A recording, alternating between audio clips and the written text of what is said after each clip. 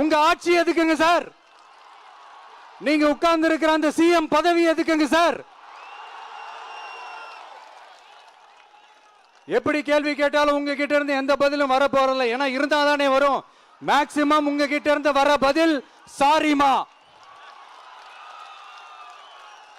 தெரியாம நடந்துருச்சுமா, இல்லனா நடக்க கூடாதது நடந்துருச்சுமா, சாரிமா, அவ்வளவுதானே.